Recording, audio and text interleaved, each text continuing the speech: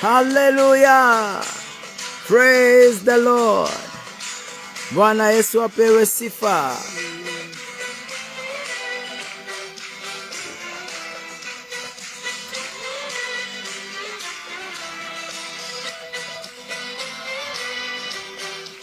The Lord is our refuge. The Lord is our Redeemer. Yeshua mishikenu bikubo. Yesu ni kimbilio letu. Yeye ni mkombozi wetu. Tutamwamini. Welcome. Welcome. Welcome. Welcome. Hallelujah.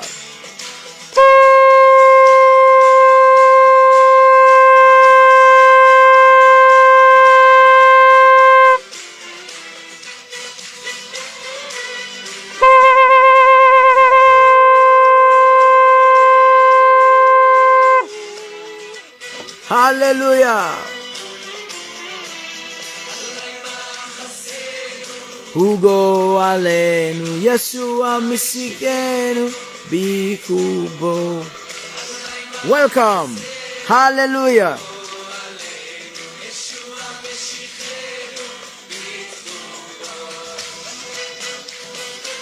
I welcome you na kukaribisha katika jina la Yesu Kristo. It's day 80 of 150 days of Psalm, safari ya Zaburi ambayo tulianza mwaka ukianza. January we started when we began January, but for the third time that the Lord has given us victory. Safari ya tatu Mungu ameweza kutusaidia. So today we are on day 80 and we want to start in the presence of the Lord. But before we go on, kabla tujaendelea, tungependa kusherekea meza ya Bwana. The word of God says in the book of 1 Corinthians chapter 11 verse 23. I received from the Lord what I also gave unto you. The night the Lord Jesus Christ was betrayed, he took bread, and when he had given thanks, he broke it and said, This is my body which is for you. Do this in remembrance of me. In the same way, after the supper, he took the cup, and when he had given thanks, he said, This cup is the new covenant in my blood.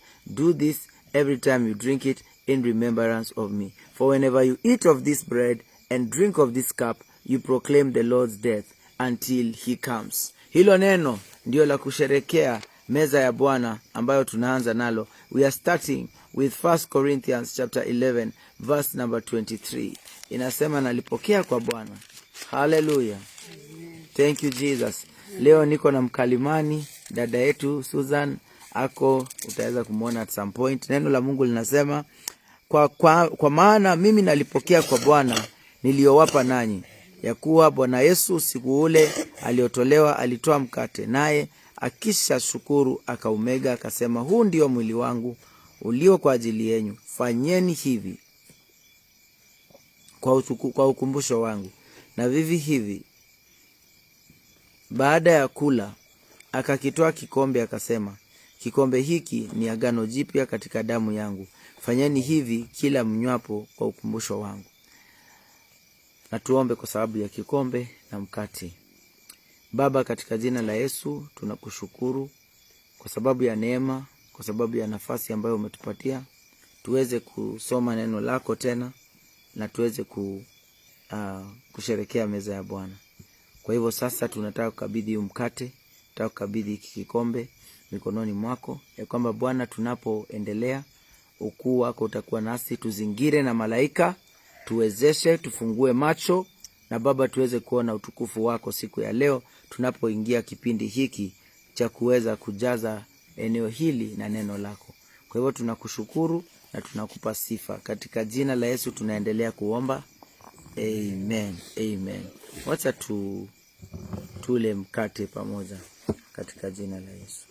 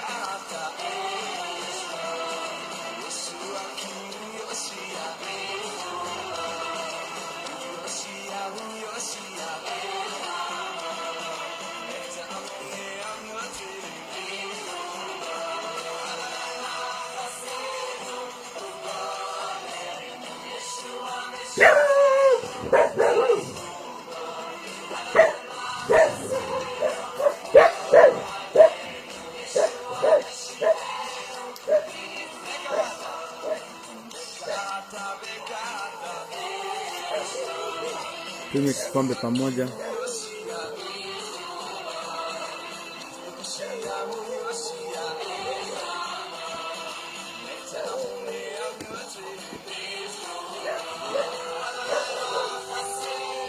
Give thanks to God. Mshukuru Mungu.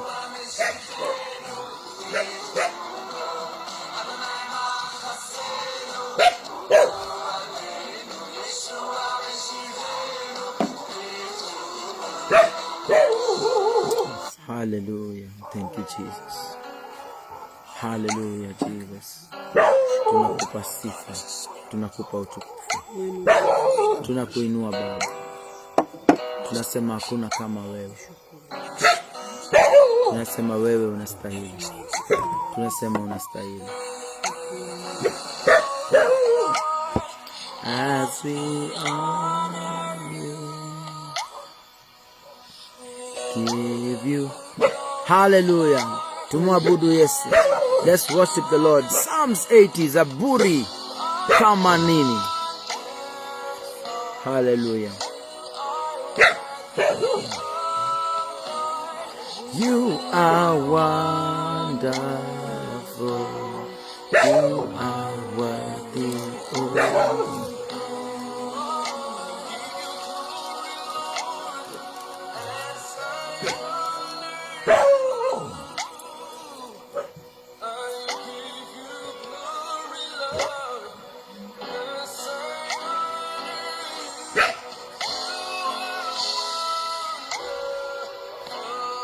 You are worthy, oh Lord. You are wonderful. You are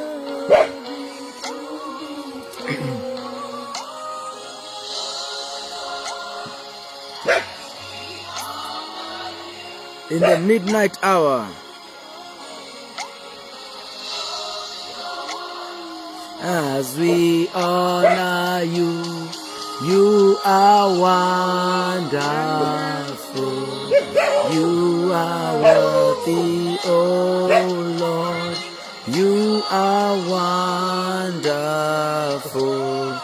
You are worthy, oh Lord. You are wonderful. You are wonderful. Hallelujah. Oh Lord.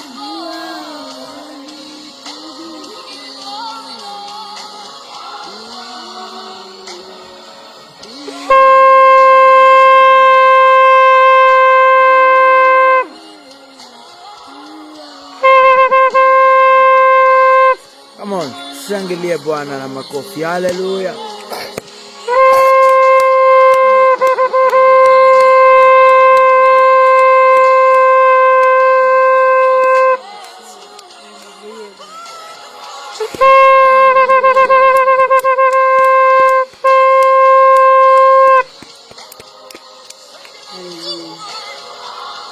Inuliwa Bwana. Inuliwa Munyura. Inuliwa Rombo. Inuliwa Endarara. Baba tunakupa sifa. We give you praise, our Father. Psalm 81. Zaburi 80. Hear us, shepherd of Israel, you who lead Joseph like a flock, you who sit enthroned between the cherubim.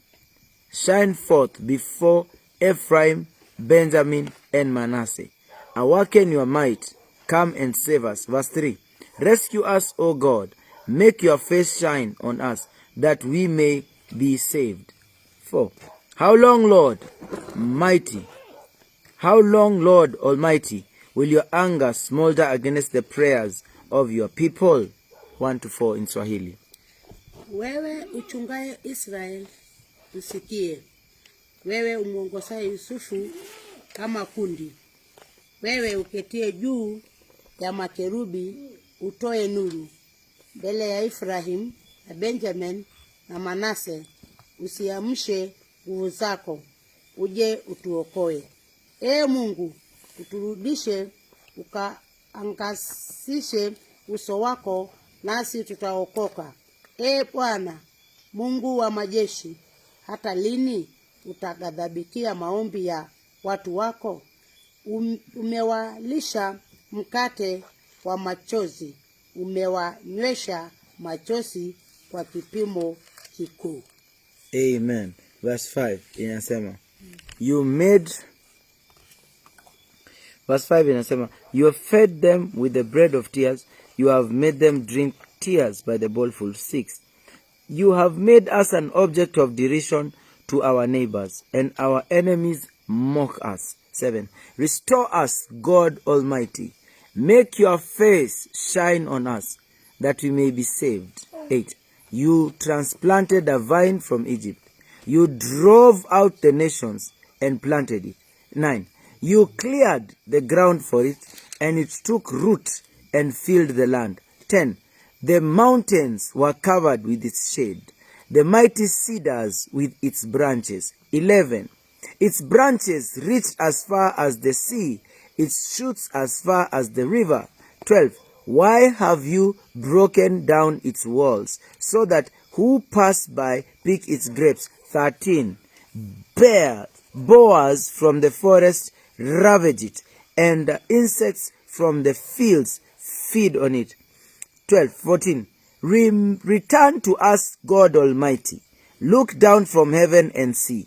Watch over this vine, the root your right hand has planted, the son you have raised up for yourself. Your vine is cut down, it is burnt with fire. At your rebuke, your people perish. 17, let your hand rest on the man at your right hand, the Son of Man you have raised up for yourself. 18, then we will not turn away from you. Revive us, and we will call on your name. Restore us, Lord God Almighty. Make your face shine on us, that we may be saved. Amen. 6, unatufanya sababu ya ugomvi kwa jirani zetu, na adui zetu wanacheka wao kwa wao. Mungu wa majeshi, turudishe, ukaangazishe uso wako, nasi tutaokoka. Ulileta msabibu kutoka Misri, ukawafukuza mataifa, ukaupanda. Ulitengeneza nafasi mbele yake, na nao ukatia misisi sana, ukaijaza nchi. 10, milima ilifunikwa kwa ufuli wake, matawi yake ni kama mierezi ya Mungu. 11, nao uliyaeneza matawi yake hata baharini, na vichipukisi vyake hata kunako mto. 12, kwa nini umezibomoa kuta zake? Wakauchuma wote wapitao njiani. 13, nguruwe na mizeituni wanahuharibu, na hayawani wa kondeni wanautafuna. Mungu wa majeshi, tunakusihi urudi, utasame toka juu, uone uilie msabibu huu. 15, na mche ule ulioupanda kwa mkono wako wa kuume, na tawi lile ulilolifanya kuwa imara kwa nafsi yako. 16, umechomwa moto, umekatwa, kwa lawama ya uso wako wanapotea. 17, mkono wako na uwe juu yake, mtu wa mkono wako wa kuume, juu ya mwanadamu uliyemfanya kuwa imara kwa nafsi yako, 18. Basi hatutakuacha kwa kurudi nyuma. Utuhuishe nasi tutaliitia jina lako. Bwana Mungu wa majeshi, uturudishe, uangazishe uso wako, nasi tutaokoka. Amen, amen, amen. Psalm 80, Zaburi 80. Zaburi ambayo inatupatia a time ya kuomba. We want to pray for restoration. Mungu aweze kuturegesha. Mungu aweze kutupatia restoration, that we may get restoration from the Lord in the mighty name of Jesus, that we may receive restoration, the restoration that comes from him alone, that God is able to bring restoration, urejesho. Mungu aende kuleta urejesho katika jina la Yesu Kristo, katika jina la Yesu Kristo. Mahali ambapo shetani amekuja kuiba, kuua, kuharibu, katika jina la Yesu tunakiri urejesho katika jina la Yesu. Tunakiri restoration. Sikia, hear us, shepherd of Israel, you who lead Joseph like a flock, you who sit enthroned between the cherubim, shine forth. Hallelujah. Hii ni maombi ambayo unafanya. Zach, please share the link. Hallelujah. Hallelujah. Thank you Jesus. Kama hii ni zaburi ambayo yani ni maombi, ni zaburi ya maombi, ni zaburi ya usiku, ni zaburi ya maombi. Sema, wewe uchungaye Israeli, usikie. Wewe waongozaye Yusufu kama kundi, wewe uketie juu ya makerubi, utoe nuru. I want you to pray, uambie Mungu, toa nuru. Toa nuru yako. Mungu, toa nuru. Hii wiki ambayo, hii mwezi ambayo majira yamebadilika. Kuna watu wameongezwa saa 1, kuna wengine saa imesonga na 1 hour, kuna wengine walikuwaga wako mbele na masaa 3, sasa wako mbele na masaa 2 peke yake. Sasa nataka tuombe Mungu ya kwamba jinsi majira, the way the seasons have changed, that also you pray with understanding and tell God, shine forth. Toa nuru. Toa nuru. Mungu, toa nuru maishani mwangu. Toa nuru. Twende mbele za Bwana. Toa nuru Baba. Toa nuru katika jina la Yesu Baba. Tunakushukuru, tunasema ni asante. Toa nuru maishani mwetu Baba. Toa nuru maishani mwetu Baba. Sababu ya wewe ndiye mweza, wewe ndio mweza yote Baba. Tunakushukuru. Toa nuru. Toa nuru maishani mwetu Baba. Tunaomba Baba, toa nuru, toa nuru. Haleluya. Toa nuru. Haleluya. Toa nuru. Haleluya.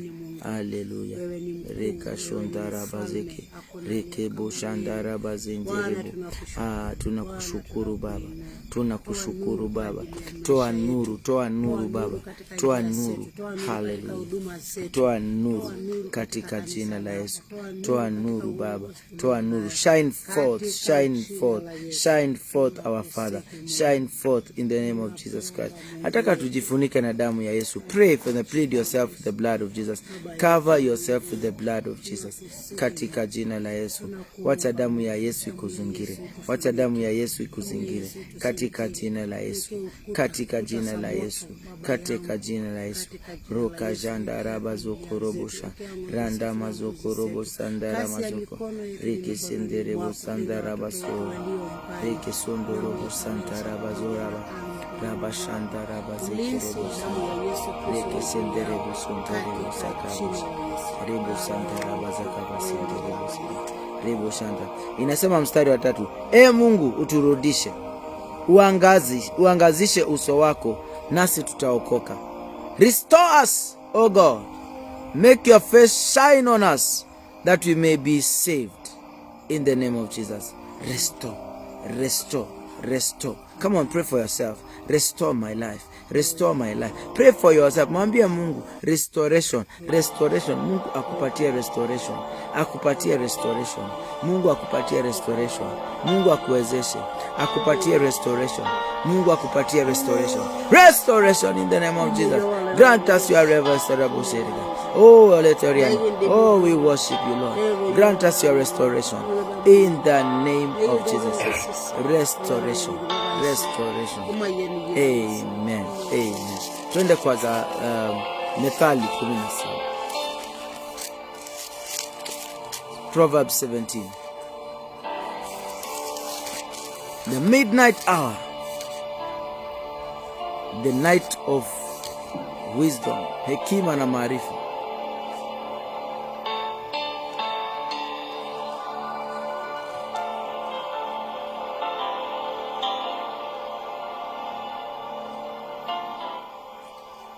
Better a dry crust with peace and quiet than a house full of feasting with strife. Hiyo ni ya kwanza.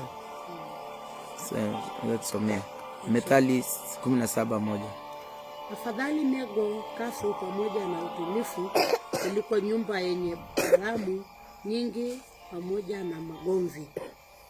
A prudent servant will rule over a disgraceful son and will share the inheritance as one of the family.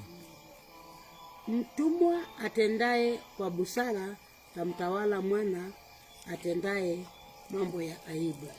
Tena atapata sehemu ya urithi kati ya ndugu. Amen. 3.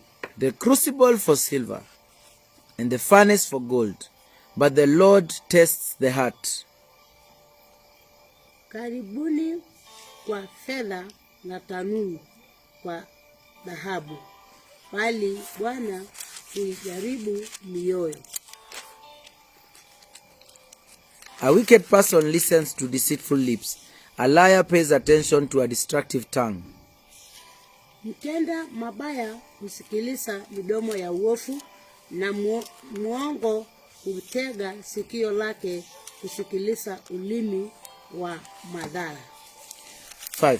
Whoever mocks the poor shows contempt for their maker. Whoever gloats over disaster will not go unpunished. Amdhihakie maskini humsuta muumba wake, naye aufurahiaye msiba hata kosa adhabu. Amen. Children's children are a crown to the aged, and parents are the pride of their children.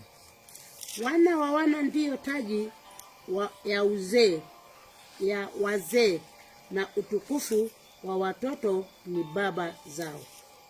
7. Eloquent lips are unsuited to a godless fool. How much worse lying lips to a ruler. Maneno mazuri hayapendezi kinywani mwa mpumbavu. Seuse midomo ya uongo kinywani mwa mkuu. Amen. A bribe is seen as a charm by the one who gives it. They think success will come at every turn. Kipawa ni kama kito cha dhamana machoni pake yeye aliye nacho. Kila kigeukapo hufanikiwa. 9. Whoever would foster love covers over an offense, but whoever repeats the matter separates close friends. Afunikaye kosa kutafuta kupendwa, bali yeye akashifuye neno hutega rafiki. 10. A rebuke impresses a discerning person more than 100 lashes a fool. Lawama humpenya moyoni mwa mwenye ufahamu kuliko mapigo 100 moyoni mwa mpumbavu. Amen. Evil doers foster rebellion against God. The messenger of death will be sent against them. Mtu mwovu hataki neno ila kuasi tu, kwa hiyo mjumbe mkali atatumwa kwake. 12. Better to meet a bear robbed of her cubs than a fool bent on folly.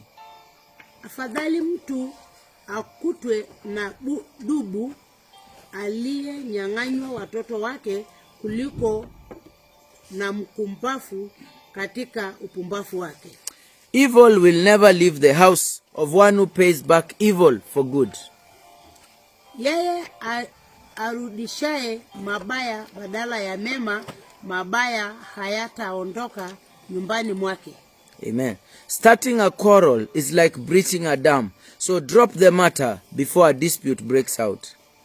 Mawazo ya ugomvi ni kama kutoboa penye maji, basi acheni ugomvi kabla haujafurika.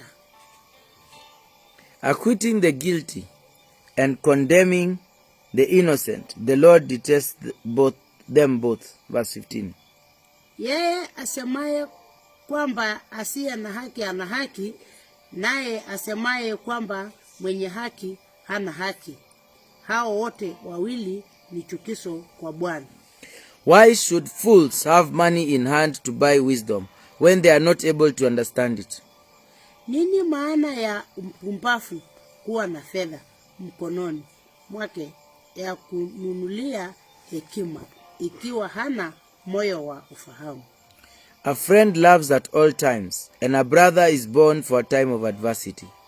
Verse 17.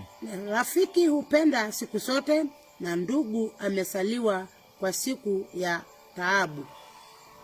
One who has no sense shakes hands in pledge and puts up security for a neighbor. Aliyepungukiwa na akili hapana mkono wa mtu na kuwa mdhamini mbele ya mwenzake. 19. Whoever loves a quarrel loves sin. Whoever builds a high gate invites destruction. Apendaye ugomvi hupenda dhambi, au inuaye sana mlango wake utafuta uharibifu. Amen. One whose heart is corrupt does not prosper. One whose tongue is perverse falls into trouble. Mtu mwenye moyo wa ukaidi hatapata mema, na mwenye ulimi wa upotofu huanguka katika msiba. To have a fool for a child brings grief. There is no joy for the parent of a godless fool. Asaye mpumbavu ni kwa huzuni yake mwenyewe, wala baba wa mpumbavu hana furaha. A cheerful heart is good medicine, but a crushed spirit dries up the bones. Moyo uliochangamka ni dawa nzuri, bali roho iliyopondeka huikausha mifupa. The wicked accept bribes in secret to pervert the cause of justice. Verse 23. Asiye haki hutoa rushwa kifuani ili kusipotosha njia za hukumu. A discerning person keeps wisdom in view, but a fool's eyes wander to the ends of the earth. Verse 24. Hekima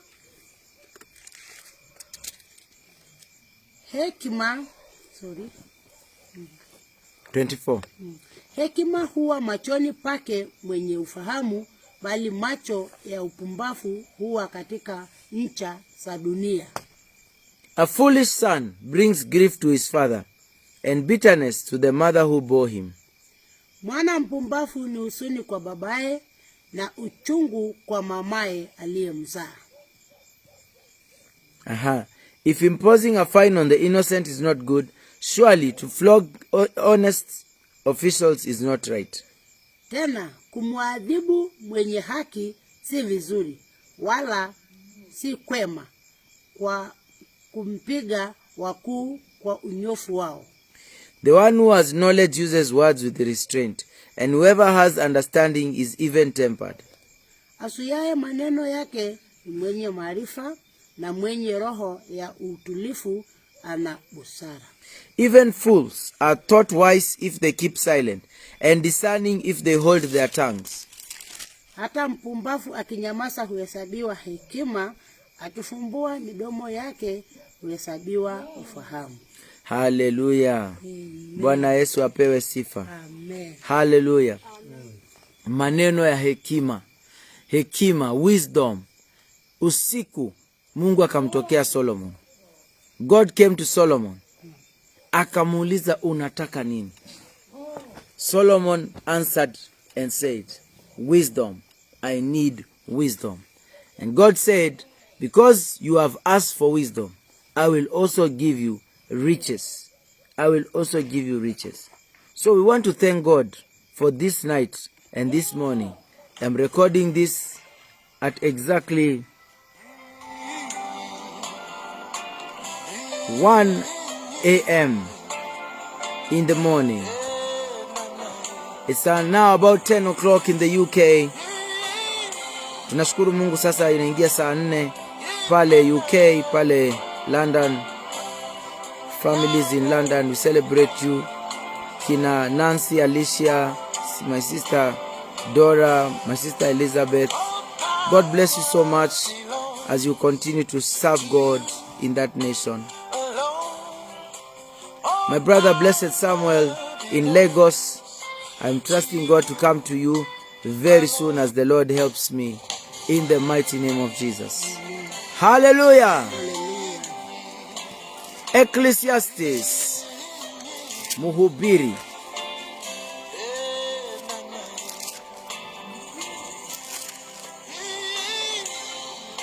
Just wave your hand.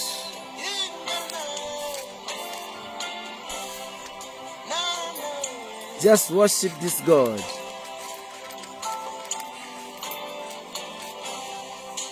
All power belongs To you alone, all power belongs nguvu zote, to you. nguvu zote ni za Bwana. Nguvu zote, nguvu zote, all the power belongs to the Lord. My brother Simon, hallelujah. Glory be to God. My sister Susanna, my dear mom Rosa, the family of Rombo, Bwana Yesu awabariki sana. Nawapenda bure katika jina la Yesu. Hallelujah. Mhubiri 9. Mhubiri 9 katika jina la Yesu. I'm going to read Ecclesiastes chapter 9. Is it a 9 or?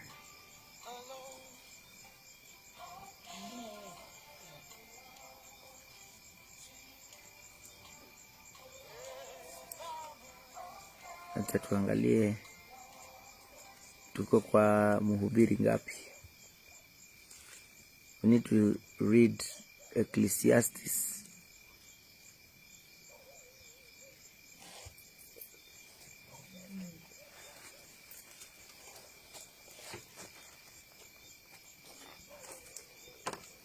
Ecclesiastes 9.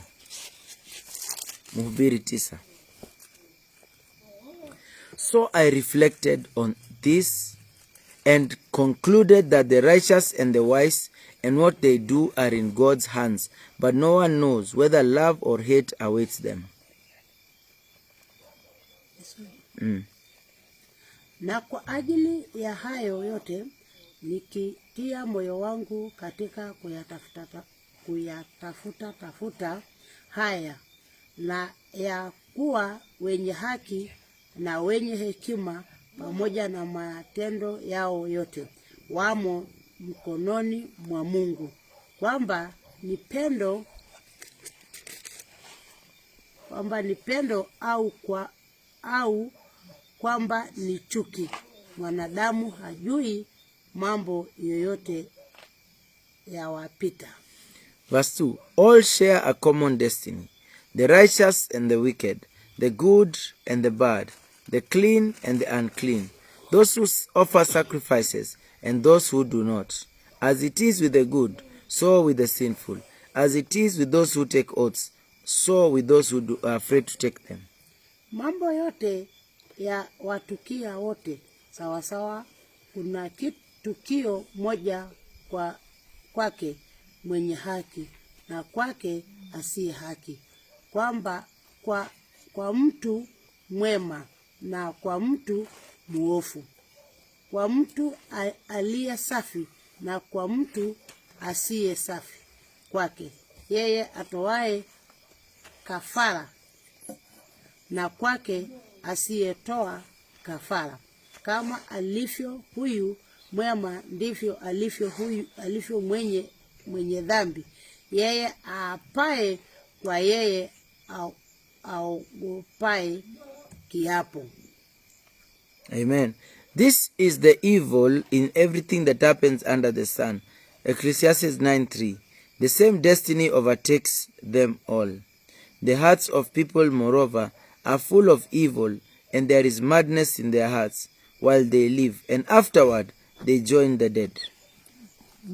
Hilo ni katika mambo yote yanayofanyika chini ya jua, ya kuwa wote wanalo tukio moja, na zaidi ya hayo mioyo ya wanadamu imejaa maofu, na wazimu umo mioyoni mwao wakati walipo hai, na baadaye huenda katika wafu. Anyone who is among the living has hope. Even a live dog is better than a dead lion. Kwa kuwa liko tumaini kwa yule aliyeambatana na wote walio hai, maana ni afadhali mbwa aliye hai kuliko simba aliyekufa. Amen. For the living know that they will die, but the dead know nothing. They have no further reward, and even their name is forgotten. Their love, their hate, and their jealousy have since vanished. Never again will they have a part in anything that happens under the sun. Kwa sababu walio hai wanajua ya kwamba watakufa, lakini wafu hawajui neno lolote, wala hawana ijara tena, maana kumbukumbu lao limesahauliwa.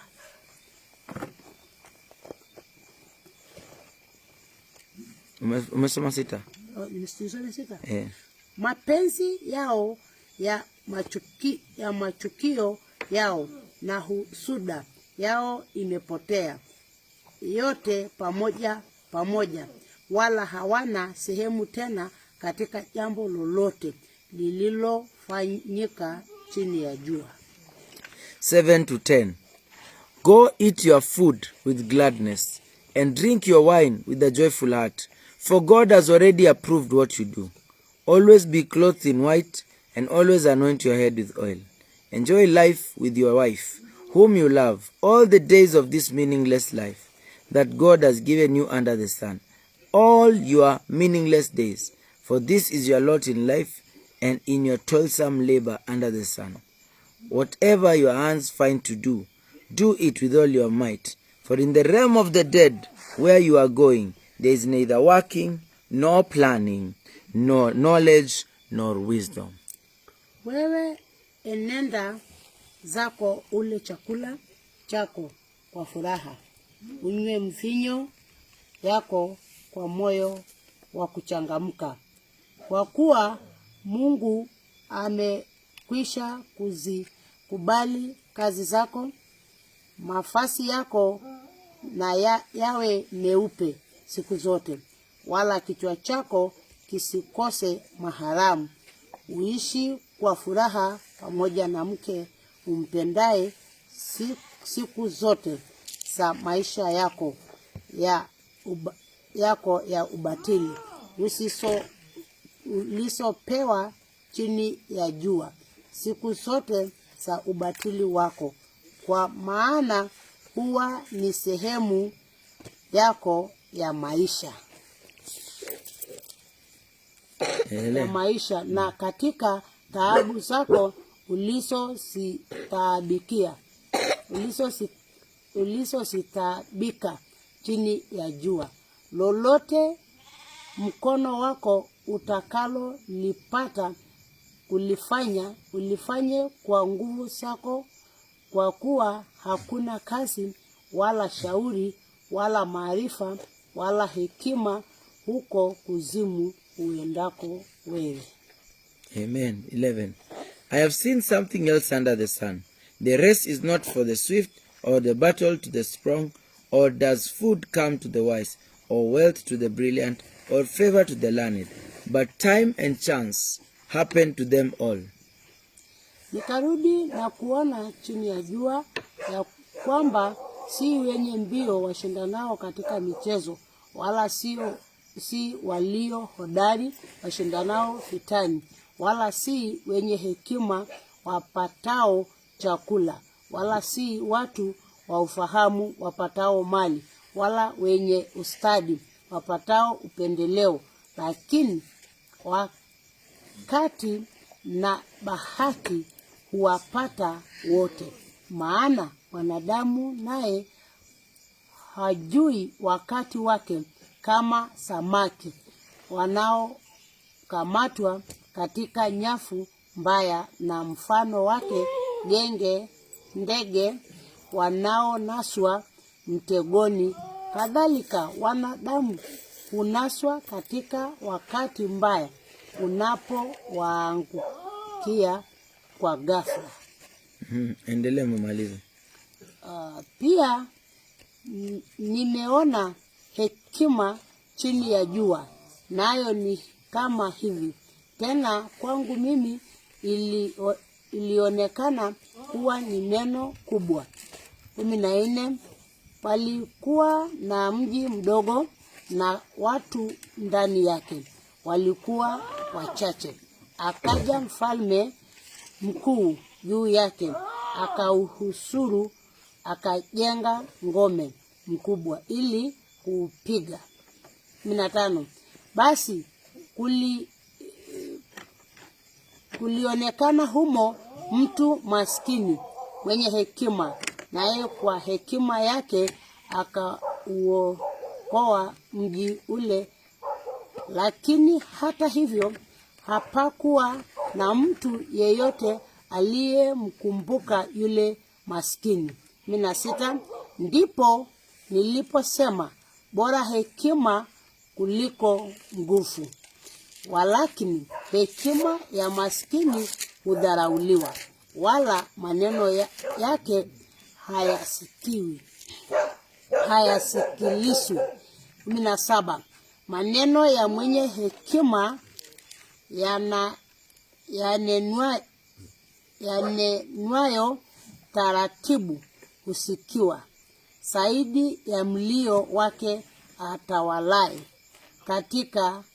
katikati ya wapumbavu. 18 Hekima ndiyo bora kupita silaha za vita, lakini mkosaji mmoja huharibu mema mengi. Amen. Hallelujah. Hallelujah. Amen. Maneno ya hekima. I've just read that in Swahili. Sasa tutaenda kitabu cha Ezekiel.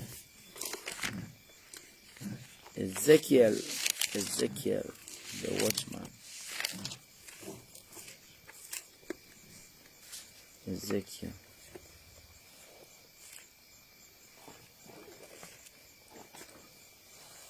Ezekiel 2. Hapo ndio tunaenda kusoma sasa. Ezekiel 2.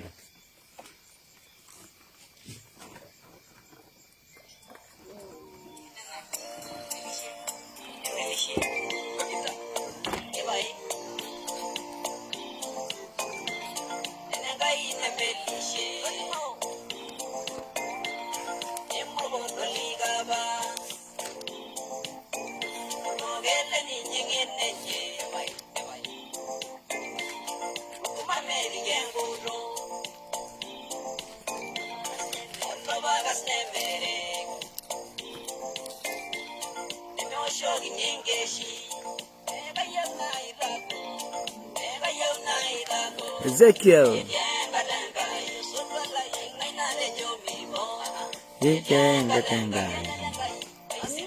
Hiyo wimbo inasema nini? Wakati wa Mungu. Hallelujah. Ezekiel, the timing of God. Ezekiel chapter 2. He said to me, Son of man, stand up on your feet, and I will speak to you. Mstari wa kwanza. Akaniambia, mwanadamu, simama kwa miguu yako, nami nitasema nawe. 2. As he spoke, the Spirit came into me and raised me to my feet, and I heard him speaking to me.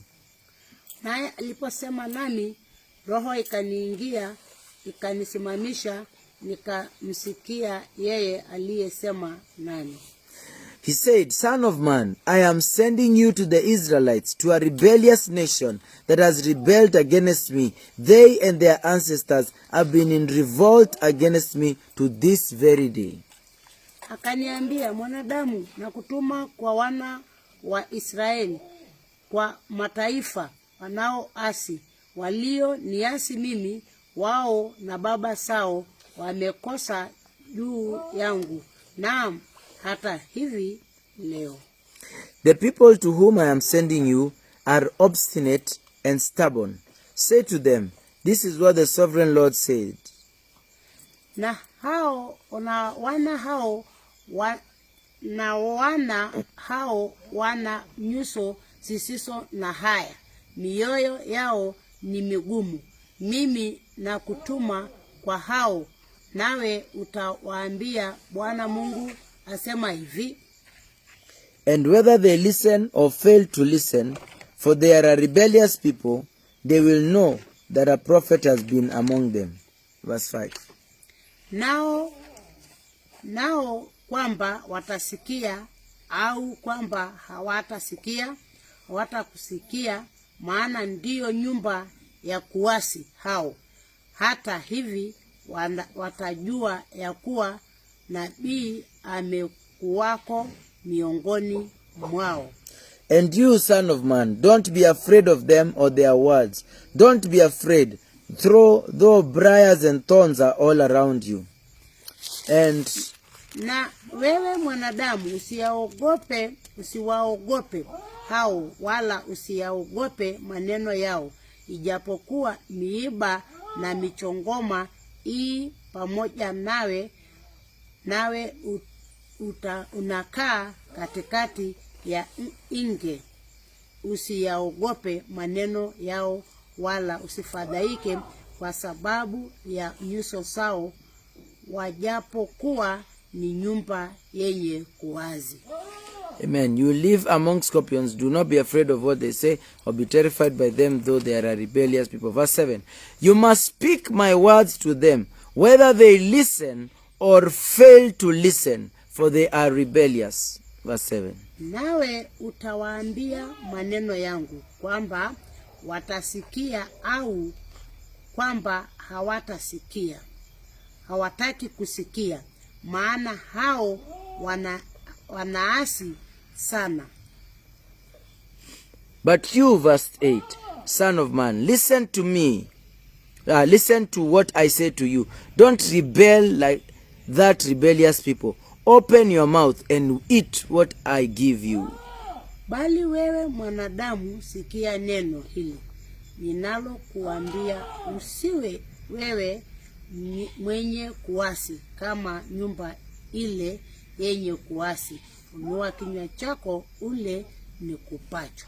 Then I looked and I saw a hand stretched out to me. In it was a scroll, on which he unrolled before me. On both sides of it were written the words of lament and mourning and woe. Nami nilipotazama, mkono ulinyoshwa kunielekea. Natazama, gombo la chuo lilikuwa ndani yake. Amen. Hallelujah. Imefika soma 10 pia maliza. Akalikunja mbele yangu, nalo lilikuwa limeandikwa ndani na nje. Ndani yake yalikuwa yameandikwa maombolezo na vilio na ole. Amen. Hallelujah. Kitabu cha Ezekiel. Ni kitabu, is a psalm. The book of Ezekiel is a book of the watchman. Is the book, ni kitabu cha waombezi.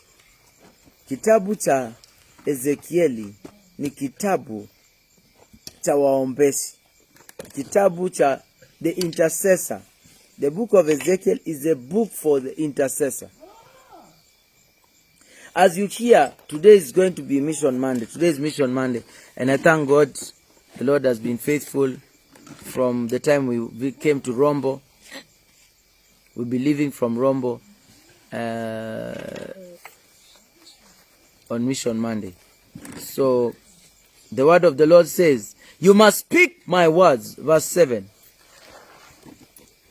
You must speak my words to them. Verse 7. Nawe utawaambia maneno yangu kwamba watasikia au hawataki kusikia. Yani, you must speak my words to them, whether they listen or fail to listen, for they are rebellious people. You must be able to share the word of God. Uweze kusoma neno na watu, uweze kuwaambia maneno ya Mungu, whether watasikia ama watasikia. Ili ndilo neno la Bwana.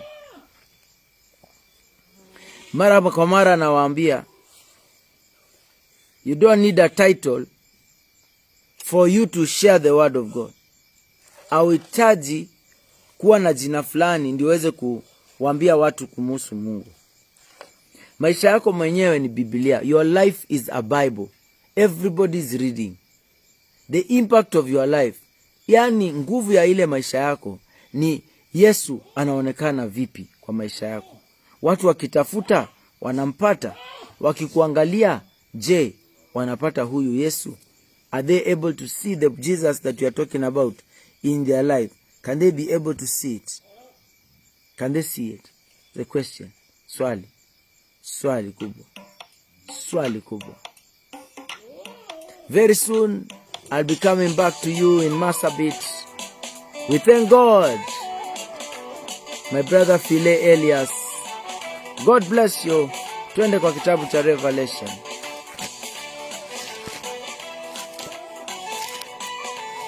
It's the same hallelujah in every language. Na tunashukuru Mungu.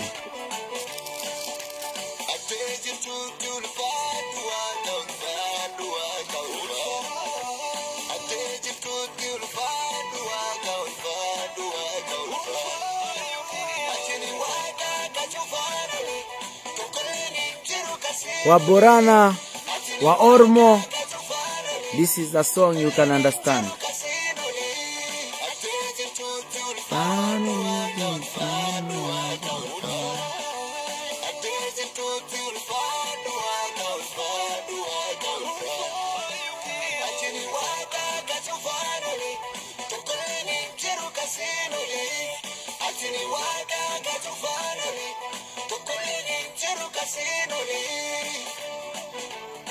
Hallelujah. Ufunuo wa Yohana, Revelation chapter 4. After this I looked. Revelation, Ufunuo wa Yohana. After this I looked.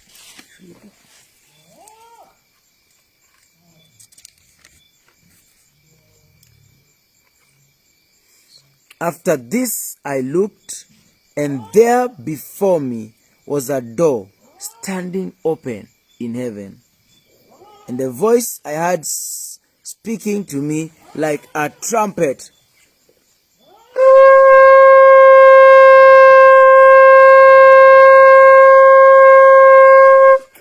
Like a trumpet said, "Come up here, and I will show you what must take place after this." Baada ya hayo naliona, natazama mlango ukafunguka mbinguni. Na sauti ile ya kwanza niliyoisikia kama sauti ya baragumu ikinena nami ikisema, "Panda hata huku, nami nitakuonyesha mambo ambayo hayana budi kuwako baada ya hayo." Verse 2. At once I was in the spirit. Welcome, Sister Nimo. At once I was in the spirit, and there before me was a throne in heaven, and someone sitting on it. And the one who sat there had the appearance of jasper and ruby.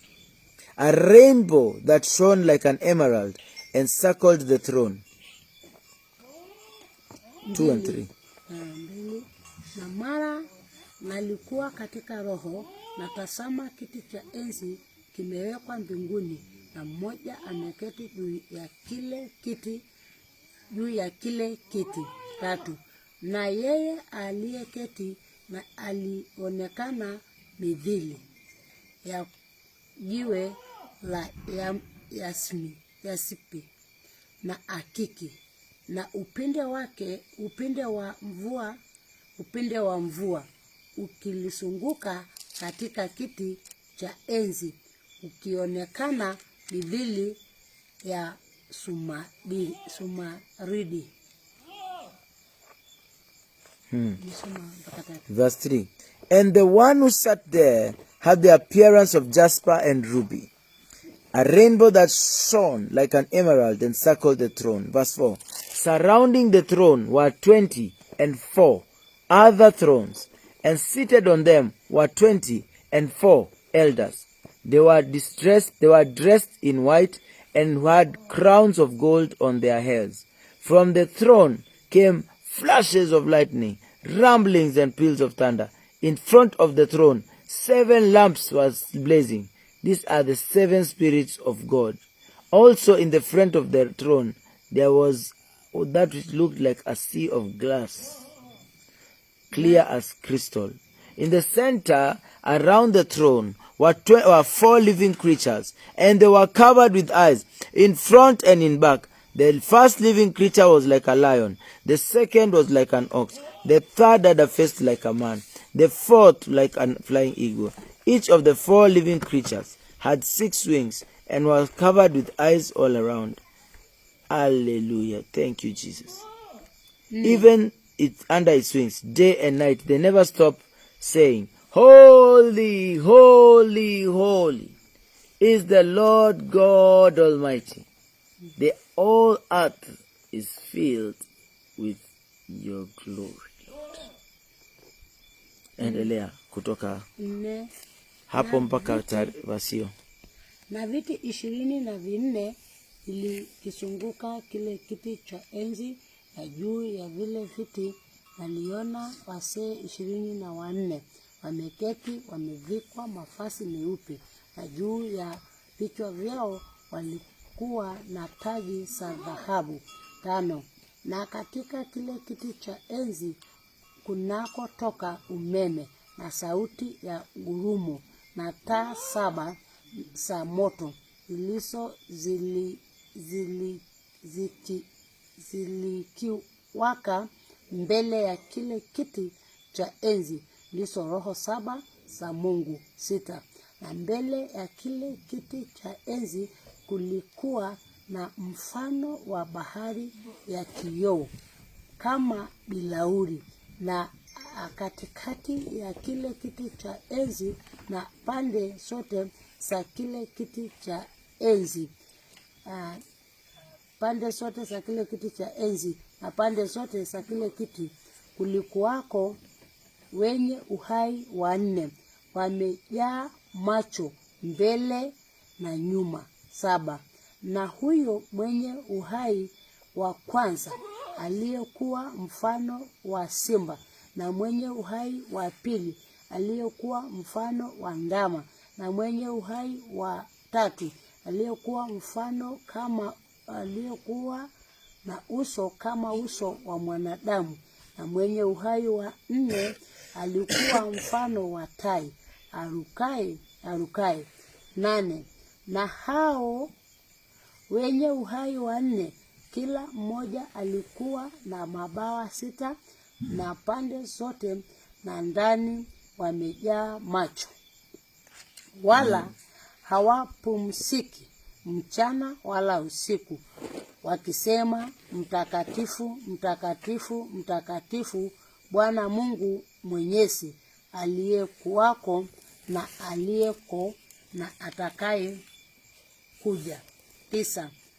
Na hao wenye uhai wanapompa yeye aketie juu ya kiti cha enzi utukufu na heshima na shukurani, yeye aliye hai hata milele na milele. 10. Ndipo hao wazee 24 huanguka mbele zake yeye aketie juu ya kiti cha enzi, nao humsujudia yeye aliye hai hata milele na milele, nao huzitupa taji zao mbele ya kile kiti cha enzi, wakisema 11, umestahili wewe Bwana wetu na Mungu wetu kupokea utukufu na heshima na uweza, kwa kuwa wewe ndiwe uliyeviumba vitu vyote, na kwa sababu ya mapenzi yako vilikuwako, navyo vikaumbwa. Amen.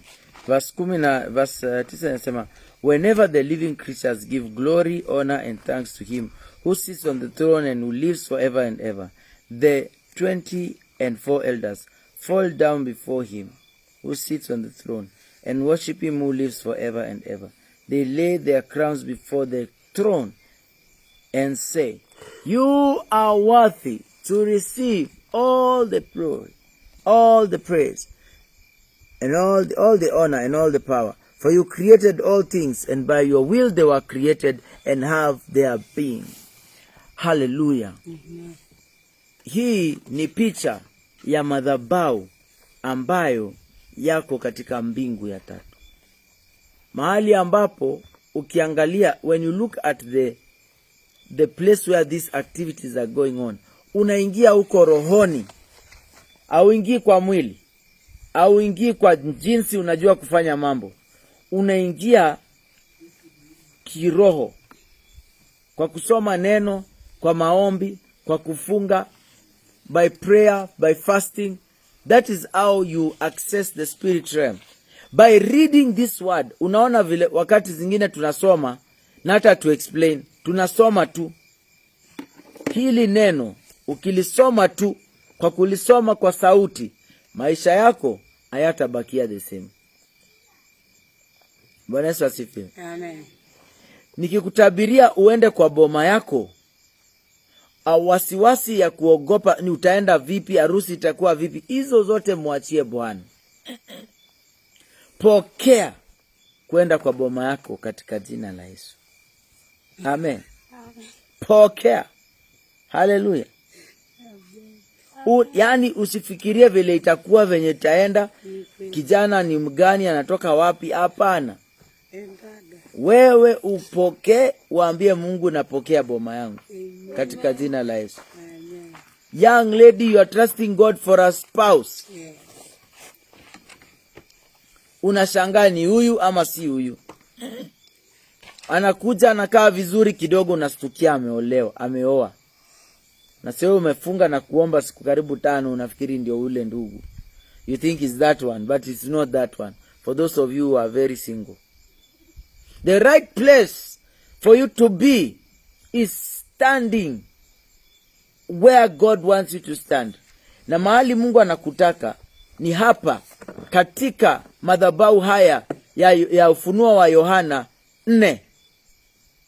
Haya madhabahu yani this picture of the throne in heaven. When you look at the altar in heaven, the things around the altar are worship, nothing else. Ni kumwabudu Mungu. Wale viumbe, all the four living creatures, their job is to worship God. They are saying, you are worthy to receive all the praise. You are worthy to receive all the wealth, the glory and the honor. It is due to your name, our Father. Kwa hivyo kwako, jambo lile ambalo unalitafuta, Mungu hataki uliangalia kwa kidunia, anataka upande juu. Anasema come up here, mstari wa 2. Anasema come up here and I will show you that once I was in the spirit. Utakutana na maneno kama haya katika kitabu cha Revelation. Bwana Yesu asifiwe. Amen. Hallelujah. Amen. Praise the Lord. Amen. Tuingie kwa Philippians tumalize. Leo ni siku ya kanisa, tumebarikiwa na tunaendelea kubarikiwa. We have been blessed. Welcome. Karibu sana. Karibu, kuna viti huku mbele huku. Kuna viti mingi. Kwa hii kanisa, inside this church, everybody sitting in front. Hakuna mtu wa nyuma. Bwana asifiwe. Nyinyi wote mko mbele. Hakuna ati yule anajifichanga huko nyuma asikii neno. Hapana, nyinyi wote mmekaa mbele na nyinyi wote mko ushered. Hata hakuna ushers. Ushers ni wewe mwenyewe ndio ushers. So have a seat. Philippians chapter 3. Praise the Lord. 1. Further, my brothers and sisters, rejoice in the Lord. It is no trouble for me to write the same things to you again, and it is a safeguard for you. Hatimaye ndugu zangu, laini katika Bwana, kuandikieni mambo yale yale hakuniudhi mimi, bali kutawafaa ninyi. Nasema, watch out for those dogs. Watu wameitwa maumbwa. Watch out for those dogs, those evil doers, those mutilators of the flesh. Jihadharini na umbwa, jihadharini na watendao mabaya, jihadharini na wajikatao. Unaona hiyo maneno inasema watch out for those dogs. Which dogs?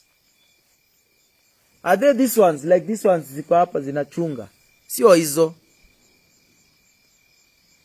The dogs unaambiwa katika level ya kiroho, in the realm of the spirit. Watch out for the dogs, those evil doers, those mutilators of flesh. For it is we who are the circumcision, verse number 3, we who serve God by the Spirit, who boast in Christ Jesus, and who put no confidence in the flesh, though I myself have reasons for such confidence. Maana sisi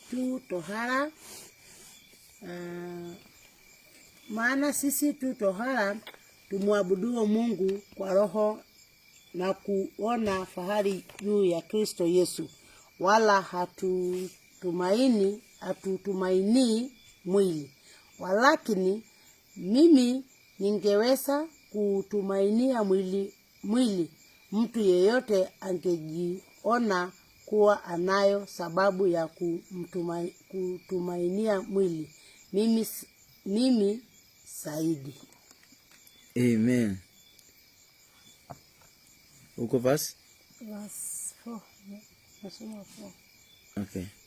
4, wacha nianze. Though I myself have reasons for such confidence. If someone else thinks they have reasons to put confidence in the flesh, I have more. Verse 5. Circumcised on the 8th day, the people of Israel, on the tribe of Benjamin, a Hebrew of Hebrews. In regard to the law, a Pharisee. As for the zeal. 5. Nalitahiriwa siku ya 8, ni mtu wa taifa la Israeli, wa kabila la Benjamini, Mwebrania, na Waebrania kwa habari ya kuishika Torati ni Wafarisayo. 6. Kwa habari ya juhudi wenye kuliudhi kanisa.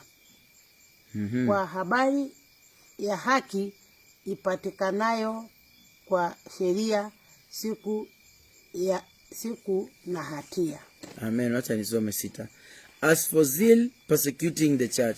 As for righteousness based on the law, faultless. Verse 7. But whatever were gains to me, I now consider loss for the sake of Christ. What is more, I consider myself a loss because of my surpassing worth of knowing Christ Jesus, my Lord, for whose sake I have lost all things. I consider them garbage, that I may gain Christ. Verse 9.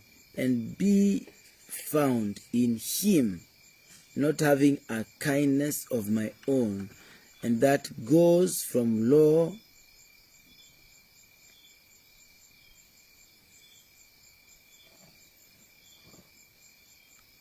Oh, thank you, Jesus. Verse number, tuko wapi? Unasoma mpaka namba 9. Tuko number 10. Hallelujah. tuko 9. Nijamaliza. 9, okay. And be found in him, not having a righteousness of my own that comes from the law, but that which is through faith in Christ, the righteousness that comes from God on the basis of faith. Verse 10, I want to know Christ.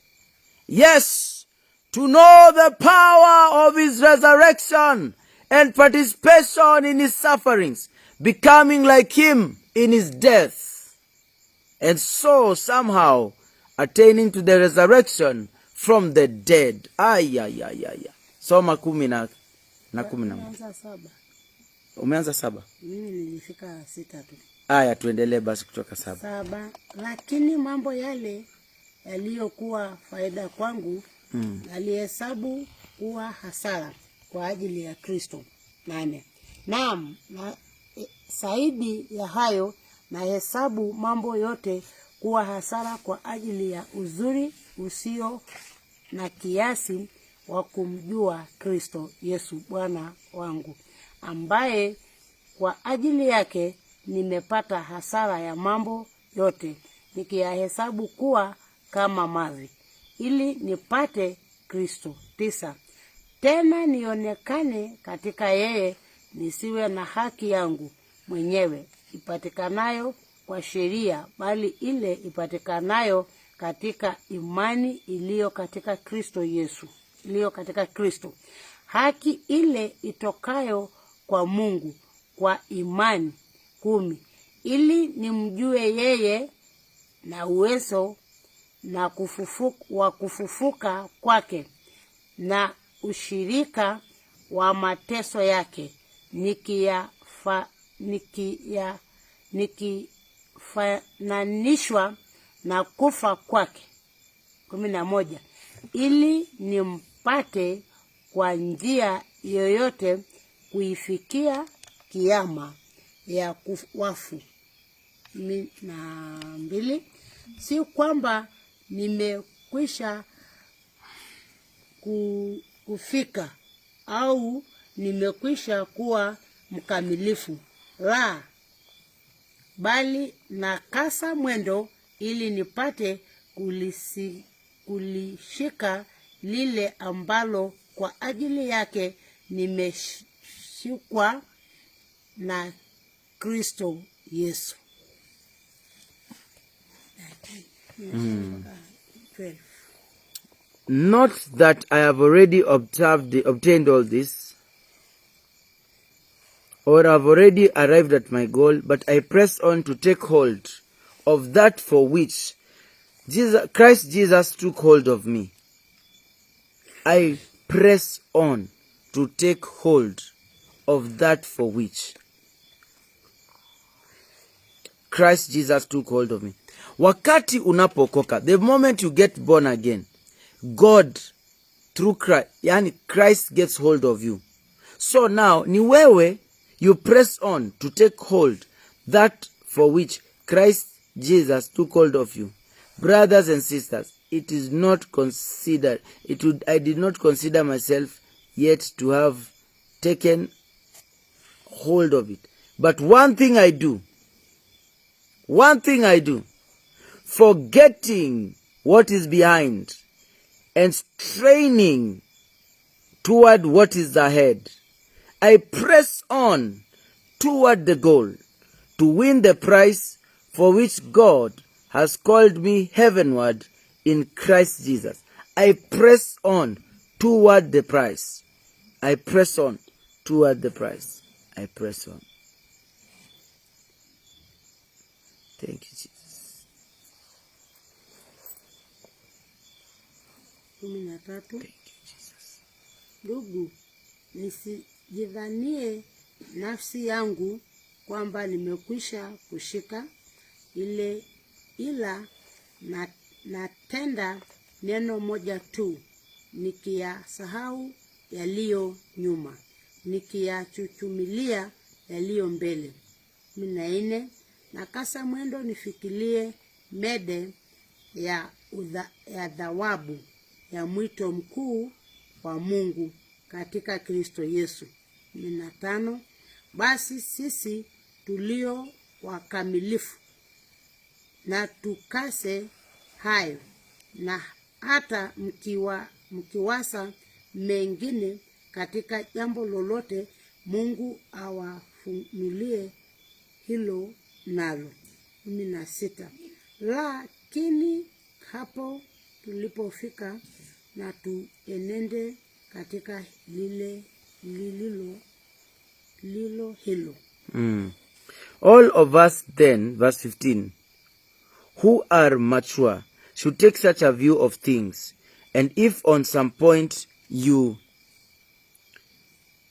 think differently, that too God will make clear to you. Verse 16, only let us live up to what we have already attained. 17, join together in following my examples, brothers and sisters, and just as you have us as model, keep your eyes on those who live as we do. 18, for as I have often told you, and now tell you again, even with tears, many live as enemies of the cross of Christ. Their destiny is destruction. Their God is their stomach, and their glory is in their shame. Ndugu zangu, mnifuate mimi, mkawatasame hao watendao kwa kufuata mfano tuliowapa ninyi. 18, maana wengi huenda ambao nimewaambieni mara nyingi habari zao, na sasa nawaambia hata kwa machozi, kuwa ni adui za msalaba wa Kristo. 19,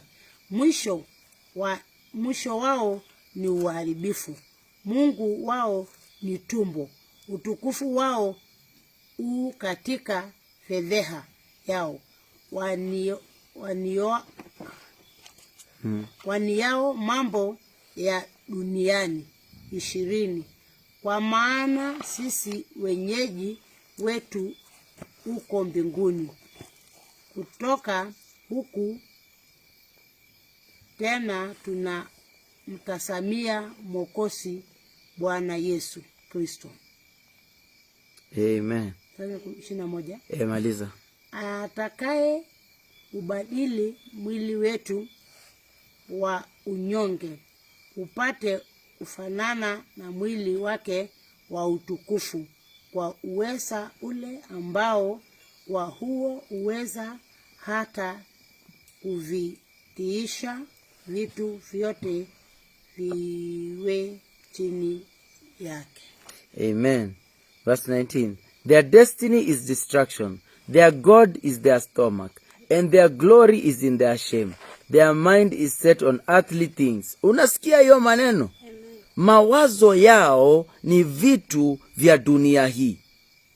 Tumefika mahali ambapo mawazo, the mindset of you who is ministering to God. Let me talk to you pastors and also servants of God. If all you are thinking is about building a church, buying a car, having a suit, doing something else, and at the time you do not even consider leading souls to Christ, this word is against you. Hii neno inakuja kinyume na wewe. Inasema their destiny is destruction, their God is their stomach, and their glory is in their shame.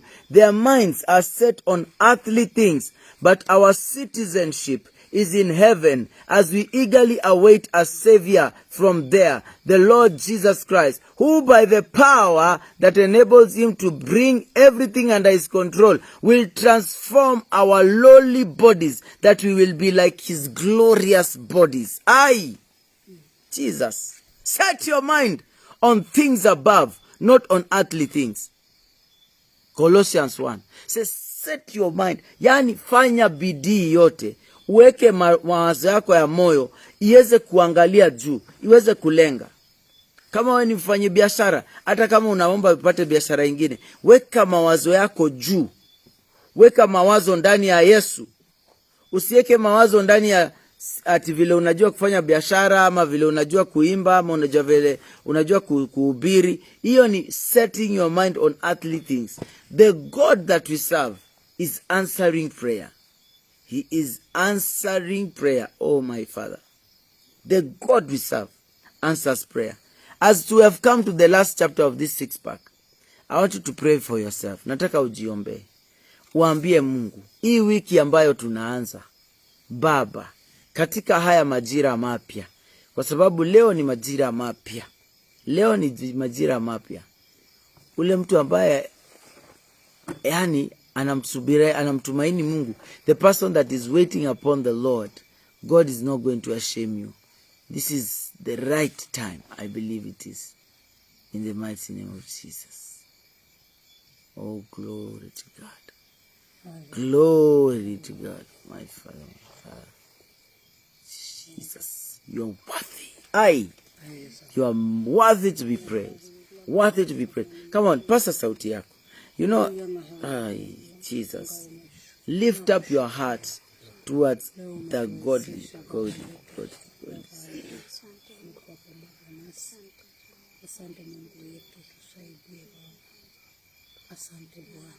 Thank you, Jesus.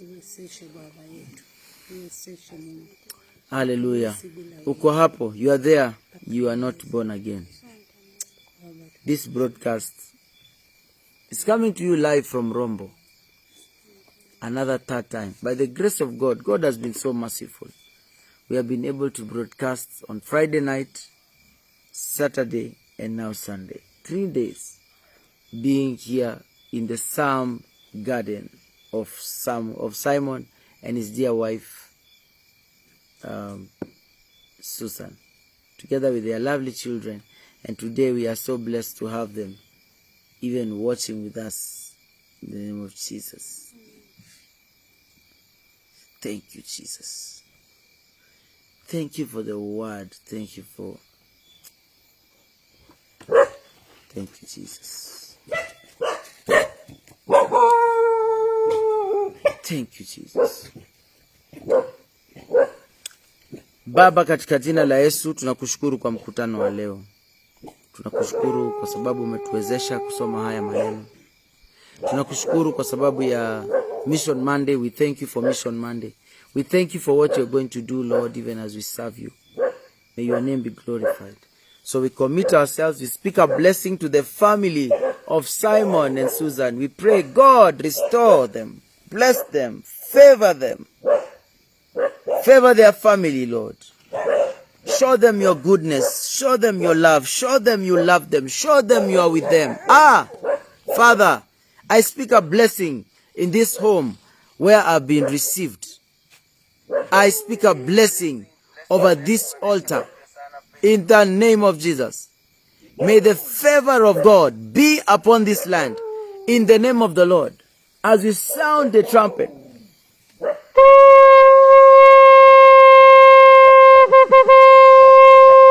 hallelujah.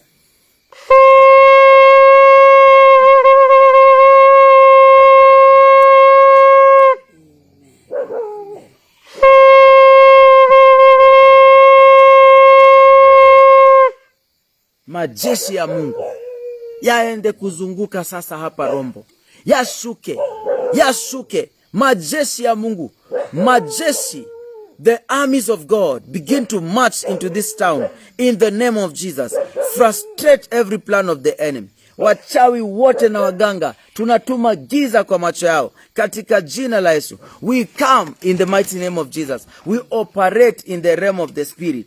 Tunaingia Baba tukisema mlango umefunguka. Mlango umefunguka wa kazi. Mlango umefunguka wa kazi. Kwa hivyo Baba tunaomba tukikiri na kinywa chetu wewe ni Bwana. Tukikiri ya kinywa chetu ya kwamba hata katika eneo hili mahali hapa pote Baba hapana hatari yoyote ambayo itakayo kukaribia, kwa sababu Baba umezingira na damu yako, umezingira na malaika wako, umezingira Baba, umezingirwa na malaika, tumezingirwa na malaika katika jina la Yesu Kristo. Tunakataa watu waovu, watu wabaya katika njia zetu. Tunaomba Baba, tuonekanie. Tunapigana vita vya rombo. Hizi ni vita vya rombo. Hapa Baba, tunakuja kuomba ya kwamba uweze kuelekeza mawazo yetu yawe mawazo ya kiungu, mawazo ya mbinguni, sio mawazo ya duniani. Baba, katika jina la Yesu, nafsi za watu ziende kufunguliwa. Wale wamefungwa Baba, wafungue, ndio hata wapate makanisa na utukufu na sifa zako zote zitoke zikufikie Baba. Oh my Lord, we thank you, my Father. We bless you. We honor you, Lord Jesus. Hallelujah. There is none like you. Receive the praise.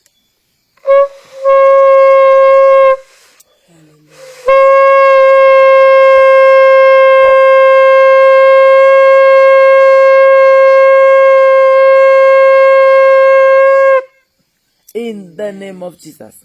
In the name of Jesus. In the name of Jesus. In the name of Jesus. Oh, yes.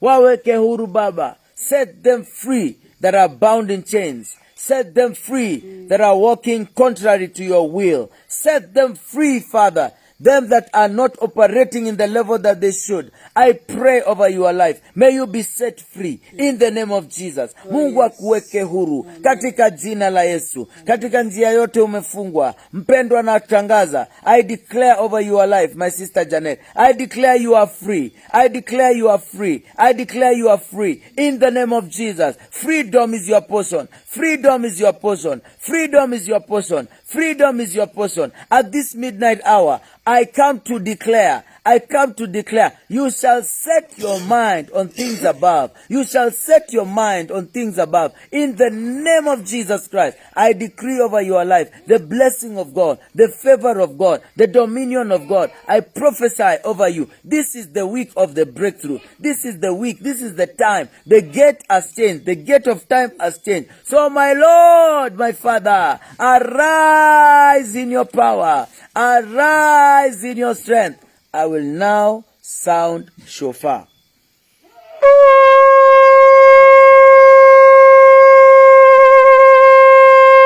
Shangilieni Bwana kwa makofi. Haleluya, na kwa kelele.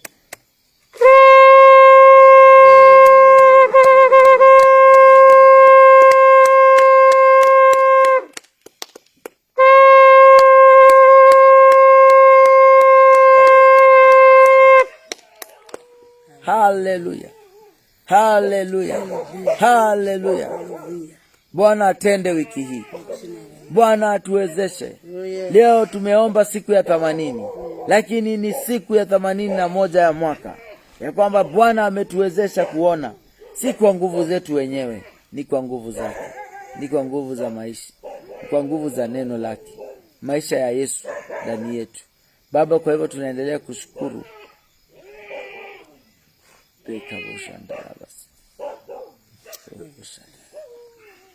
Tunakushukuru Baba. Hakuna kama wewe Baba. Thank you, Jesus. Hallelujah. And now, may the grace... We will not finish the meeting. Tuombe prayer meeting, prayer points zingine 2. Nataka tuombe kama huu mwezi unaenda kuisha. Sababu unaisha next week, tunapata when we are getting to the full moon. And the full moon inaonyesha hiyo season yote imejaa. Mungu alituambia ya kwamba ni season ya milango kufunguka.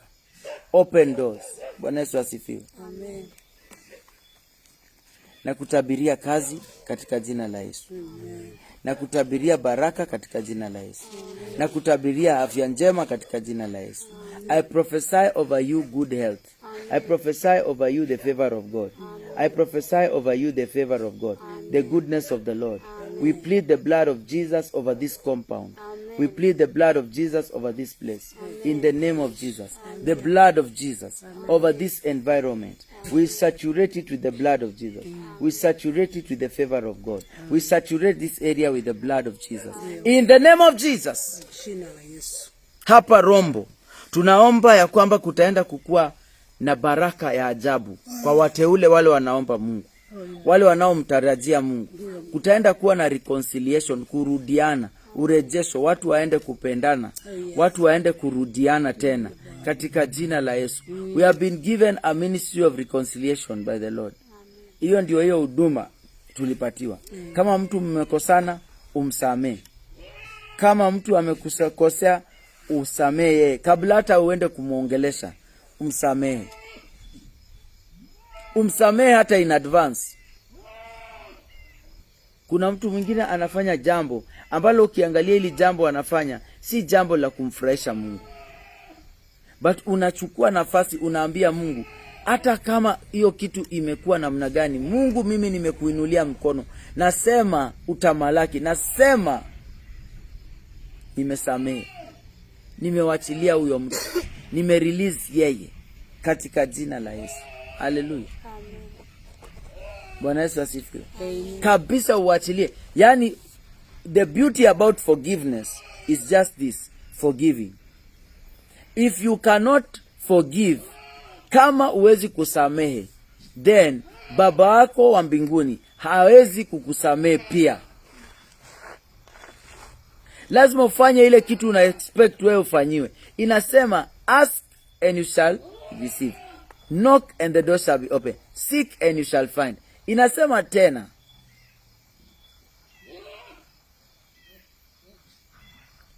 imekuambia ya kwamba kama hautaweza kusamehe ndugu yako, kama huwezi penda ndugu yako, utasema aje unampenda Mungu? Kama ndugu yako mwenyewe huwezi mpenda, utasemaje unampenda Mungu? Utapenda Mungu namna gani? How will you love God if you hate your brother? How will you love God if at all umeweka kiwango fulani, unasema huyu ndugu yangu hawezi pita hapa? Hawezi. Mimi sijakosana na ndugu yangu, lakini hapana. Ushasikia watu wanaongea namna hiyo. The reason is kwa sababu mioyo ya wanadamu inakuwa ni mioyo migumu. Bwana Yesu asifiwe. Ni mioyo migumu. Damu ya Yesu ndio inaweza kufanya mioyo yetu ikawa nyororo, ikakuwa ya nyama. Kusamehe ni lazima. Na unaposamehe usisahau. Mumeambiwa na watu wengine forgive and forget. Hapana. When you remember, you will discover you never forgave. Ukikumbuka utajua au kuwa umesamehe. Kwa hivyo mimi nakwambia hivi, unaposamehe, samehe na usamehe tena. Usisamehe na usahau, sababu ukikumbuka utakundua au kuwa umesahau, ukuwa umesamehe. Forgive and when you remember, forgive again. Forgive and forgive. Leo nataka niwakumbushe hiyo. Kama kuna kitu ambacho utakumbuka, nilikuambia ni forgive and forgive. Bwana Yesu asifiwe. Praise the name of the Lord. May the Lord give you that grace to forgive others. May the Lord give you the grace to bring reconciliation. May the Lord give you capacity that you will be an agent. The word of God says, blessed are the peacemakers, for they shall be called the children of God. The police, the army, the county workers are peacemakers. And let me tell you, hata mkijaribu kufanya hiyo mambo ya corruption mnafanyanga mapolisi, musikie vizuri, neno linawaita peacemakers, wana wa Mungu. Na wana wa Mungu hawezi kuenda kwa njia ya corruption. Wana wa Mungu hawezi enda kuwekelea watu uongo. Wana wa Mungu hawezi kufanya yale mambo Mungu hajawapatia wafanye. Blessed are the peacemakers, for they shall be called sons of God. Hallelujah. Hallelujah. Hallelujah. Amen. Amen. Tunashukuru Mungu kwa hayo maneno. Amen. Mungu akubariki, akuweke vyema. Tunakabidhi Mission Monday into the hands of God. Just pray for the souls that are being added. Wale watu ambao wanaokoka, wale watu ambao yani unaombea watu wengi wanaokoka. Na uweze hauna hiyo nguvu ya kushinda ukiwapigia simu kila siku. So kuna sehemu ambazo ni Mungu ameanzisha makanisa kwa sababu ya kutii. Na niko hapa Rombo kwa sababu ya upendo. Haleluya. Na kwa sababu ya kutii wito ule Mungu alituita. Kwa hivyo Mungu awabariki. I'll see you in the next video. Follow. Thank you so much, my sister Susan. Hallelujah. God bless you so much. Amen. Hallelujah. Thank you so much. Amen. Hallelujah. My daughter over there. I just come this other side. Najua umejivalia Kesha style kabisa. Ndio hiyo hapo. Rose. God bless you so much. Amen. God bless you so much. Amen. Much love in the house of the Lord. So, God bless you people. We will continue to pray for you in Jesus' name. Amen. Baraka, baraka. Amen.